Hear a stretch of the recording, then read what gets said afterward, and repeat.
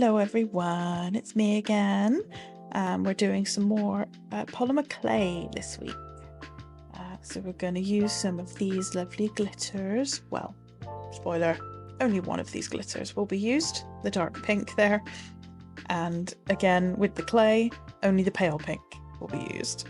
I did have plans of doing this in two different colorways, but the day got away from me. I only ended up doing one, but still.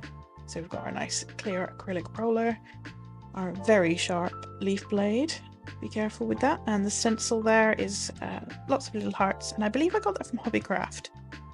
So here's my clay. It's gone through the pasta machine at the level 2 thickness, and we're going to apply this lovely stencil to it now. Just giving my roller a little bit of a clean. And here we go. Gonna roll it all the way down. Not going to be too firm. Do want to ensure that I've got kind of the whole thing applied. And here we go with the dark rose from Hemway and a nice soft makeup brush. Quite good, these ones, for applying the glitter.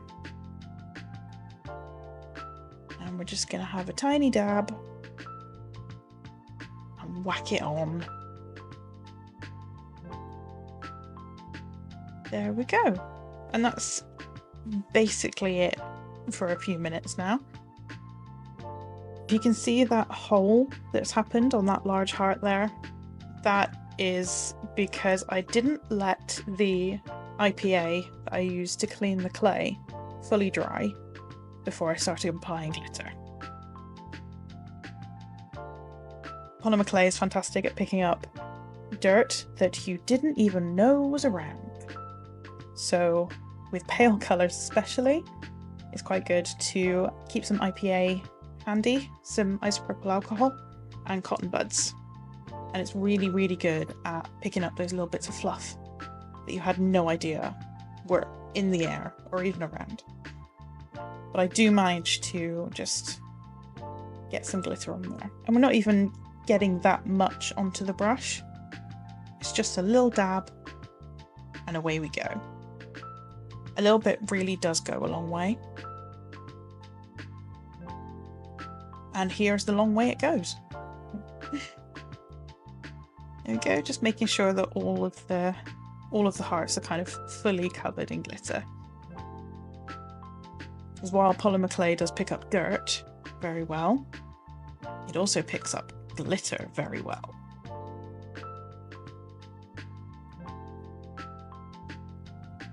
There we go, just making sure that all of the little ones have got their fair share of glitter as well. Tap off the excess from the old brush. I do wish I'd done this off to the side, because I'll show you in a sec how I clean up the glitter that gets all around the clay and the stencil. But here we go, taking off the stencil now. I've done it quickly in the past and I've ended up with more of a mess. So we're going nice and slow to make sure I don't end up with a cloud of glitter around me. And there we go. Pretty.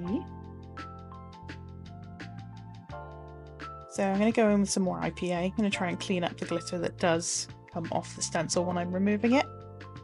Just really gently going around all the different spots. Trying to get as much of that glitter off as possible.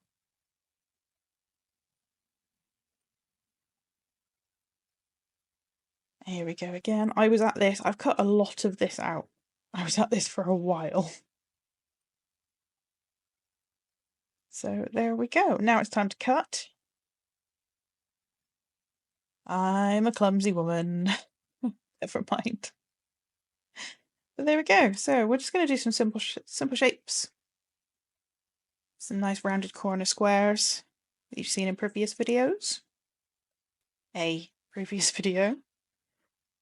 And we've got 1, 2, 3, and 4. Yes.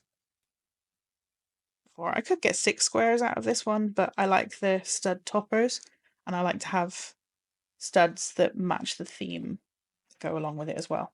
So I'm going to use this nice chunky oval for a statement stud, as it were. And now it's time to get all this scrap off from around it. And there it is. And I'll use this scrap to clean up the glitter.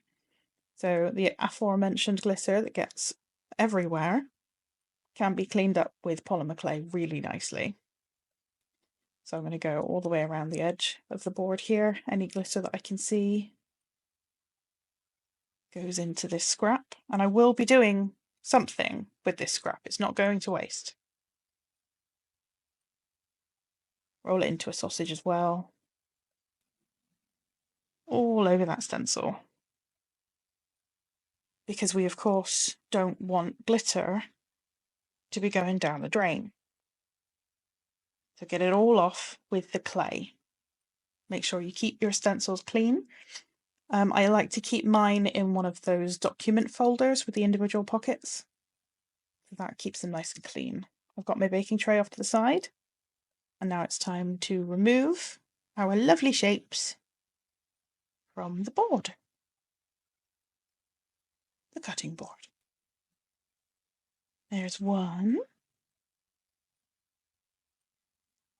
And there's another one. So I've got my blade almost flat against the board to lift these up.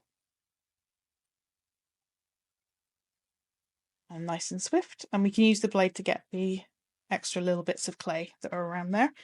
And then using that scrap again, I will clean that off. Like I said, we will be using this scrap for something. I'm going to give you that video next week, but I'll give you a sneak peek at the end of this video to show you the finished article. And now it's time to UV resin. So we're gloved up and we've got our mask on and it's time to squidge. Lovely. It is a satisfying process, this. To get this bottle of stuff. A bottle of goo. And it just makes things so pretty. Nice and shiny. It'll enhance that glitter really nicely as well. And there we go, letting surface tension do its thing. Taking it to the edge, but not over. The dome is what we're after with this. And there we go. And under the light it goes for 5 minutes or 300 seconds. And now it's time for sanding. I've got my wool attachment on the Dremel here. And I've got it on a medium to low speed. Just want to have a bit of control. And we're just going to take those sharp edges off. Make it nice and rounded like the front is now. This is also helpful to get those stray bits of glitter off the edge, just to clean it up and have it look its best. There we go.